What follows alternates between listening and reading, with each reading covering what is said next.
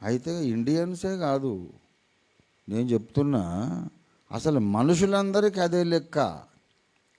Most of the human beings are without logic. మనుషులలోనే అందరి ఆదాము పాపమును బట్టి మనకు వచ్చిన శాపం ఏంటంటే లాజిక్ ఉండదు. లాజిక్, తెలివితేటలన్నీ పనికిరాని సంగతుల మీదనే ఉంటాయి. మనకు పనికొచ్చే సంగతి, మనకు మేలుకరము, మనకు క్షేమకరం, మన సేఫ్టీ కొరకు దేవుడు ఏమని చెప్తే మన లాజిక్ స్విచ్ ఆఫ్ అయిపోతుంది. అమ్మగారు ఎంత బాగా చెప్తుంది విను. దప్పికొనకుండునట్లు జాగ్రత్త పడు. ఎట్లా పడాలా? జీవజలములు నేనే కదా అంటే ఆ మాట వ్యర్థము, నేను వినను అంటే తిక్కల్ది. కర్ర తీసుకొని కొట్టొద్దు. ఏమండి, ఏందే వ్యర్థం గిర్థం అంటున్నావు? తెలివి తక్కువ దానా? నీ మేలుగోరు చెప్తే కాదా అని అట్లా కొట్టొద్దు. స్త్రీలకు ఆత్మాభిమానం మళ్ళీ సొళ్ళు కాపుడు చెప్తారు. ఆమె నాశనం అయ్యే మార్గం నడుస్తుంది. మంచి మాట చెప్తే వినడం లేదు. నేను ఇట్లాగే నడిచి అడవిలోకి పోయి చచ్చిపోతా అంటుంది. మంచి మాట చెప్పాడు. సమాధాన సువార్త వలనైనా సిద్ధ మనస్సు తొడుక్కో, పరిశుద్ధాత్మ జలాలు త్రాగు అంటే నేను వినను. అందుకే ఈ గ్రంథంలో అంటాడు, నా మాట వినకపోవటమే నీకు వాడుక.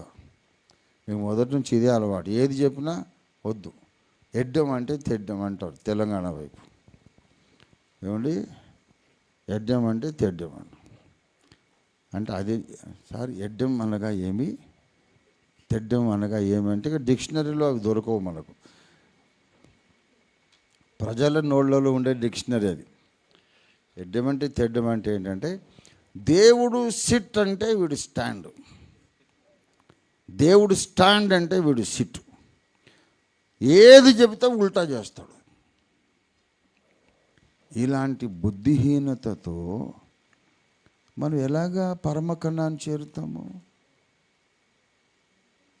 జాగ్రత్త అని ఎందుకన్నాడు తెలుసా? ప్రమాదం ఉన్నది. జాగ్రత్త అంటే అర్థం ఏంటి? అవతల ఏం డేంజర్ లేదులే అయినా జాగ్రత్త అని అంటే అట్లా ఎవడు చెప్పడు. ఏమండి, అవతల అంత సేఫ్టీయే అయినా నువ్వు జాగ్రత్త అంటే వాడు హౌలాగాడు. వాడు అంత సేఫ్టీ, మళ్ళీ జాగ్రత్త ఏందిరా హౌలా? జాగ్రత్త అంటే అర్థం తెలుసా నీకు? అక్కడంతా సేఫ్టీ ఉంటే జాగ్రత్త చెప్పడు. అక్కడ ప్రమాదం ఉన్నది కనుక జాగ్రత్త. దేవుని మాట వినకుండా అవిధేయతలో నువ్వు నడిస్తే జాగ్రత్త. నీ క్షేమము గోరి ఆయన మంచి మాటలు చెప్పాడు రెండు. అయినా నువ్వు విననంటున్నావు. ఈ ఇర్మియాలో యేసయ్య బాధ, ఆయన ఘోష వినబడుతుంది మనకు. ఆయన ఏడుస్తున్నాడు. నీ హృదయ గర్వమును బట్టి ఏడుస్తున్నాడు. ఏంట్రా, నేను ఏ మంచి మాట చెప్పినా విననంటావేంటి? నీకోసం కదా నేను చెప్తున్నాను. నా మాట విను. నువ్వు నాకు ఇష్టమైన కుమారుడు, నా ముద్దు బిడ్డవి, నా మాట విను. నేను వినను.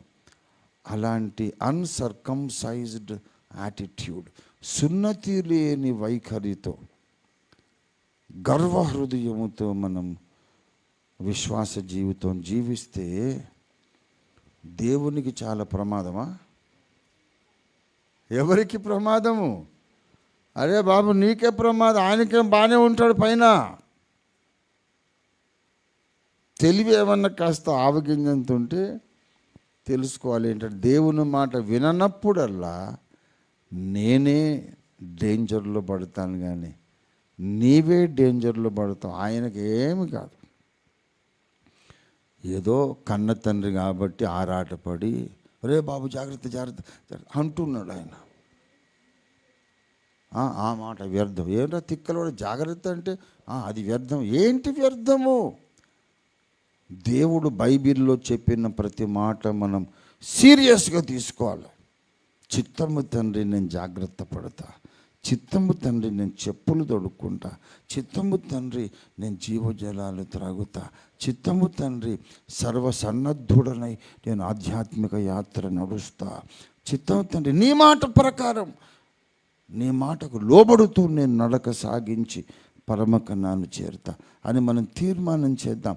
Let us decide today, now and forever, that we will walk in obedience, not in disobedience, not in disobedience, in absolute obedience. అదే ఇస్లాం. ఇస్లాం అంటే absolute unconditional surrender to God's will. అది ఇస్లాం అనే మాటకు అర్థం. బ్రదర్ ఇమ్రాన్తో మాట్లాడినప్పుడు నేను చెప్పాను లలిత కళాతోరణంలో, మీరందరూ అవునో కాదో తెలియదుగా నేను అసలు సిసల్ ముసల్మాన్ అని చెప్పినాను. నేను మీరందరూ అవునో కాదో తెలియదు, నేను అసలు ముస్లిం. ఎందుకంటే ఇస్లాం ముస్లిం అనగా దేవునికి సంపూర్ణ విధేయత చూపినవాడు. లేఖనాలలో ఉన్న ప్రతి మాటకు నేను విధేయత చూపుతున్నాను. మీరేమో లేఖనాలు మార్చబడ్డాయి ఒకసారి చెప్తారు, నా లేఖనాలను ఎవడు మార్చలేడు, నేను కాపాడుకోగలడు అని దేవుడు చెప్పాడని ఇంకో దగ్గర చెప్తాడు. ఎవడు మార్చలేడు, నేనే కాపాడుతానని దేవుడు చెప్పాడు అని ఒక దగ్గర. ఈ దుర్మార్గులు యూదులు మార్చారని ఇంకో దగ్గర. అరే మరి నువ్వు మార్చకుండా కాపాడుతానంటివి, మళ్ళీ వాడెట్లా మార్చాడు, నువ్వేం చేస్తున్నావు, ఈగలు తోలుకుంటున్నావు, ఏం చేస్తున్నావు? కనుక ఇదంతా కన్ఫ్యూషన్. నేనైతే నమ్ముతున్నాను లేఖనాలు మారలేదు, అవి యుగ యుగములు నిలిచి ఉండే లేఖనాలు. దేవునికి స్తోత్రం కలుగునుగాక. I obey the scriptures. మోషే కాలము నుండి ఈ కాలం దాకా ఎన్ని లేఖనాలు వచ్చినాయో అన్ని మార్పు చెందకుండా అలాగే ఉన్నవని మన స్థిరమైన విశ్వాసం. అవి దేవుని మాటలు, మనం వాటికి లోబడి నడవాలి. అప్పుడు మనకి ఏమొస్తాయి చెప్పండి? రెండు వస్తాయి. ఒకటేమో కాళ్ళకు చెప్పులు వస్తాయి, మన కడుపులోనే ఒక పెద్ద బావి తయారవుతుంది. ఇక నీవు సేఫ్గా నడుస్తావు. పరమకనాను విశ్వరాజధానికి చేరి సింహాసనం ఎక్కేదాకా నువ్వు క్షేమంగా నడుస్తావు. Guarantee, no doubt about that. ఒక తీర్మానం చేద్దాం, ప్రభువా నీకు లోబడి నేను బ్రతుకుతాను. Absolute surrender. నా చిత్తం కాదు నీ చిత్తం. నా మేలు కోరి నువ్వు చెప్పే హెచ్చరికలన్నిటి కొరకు నీకు స్తోత్రం అని ప్రార్థన చేసుకుందాం.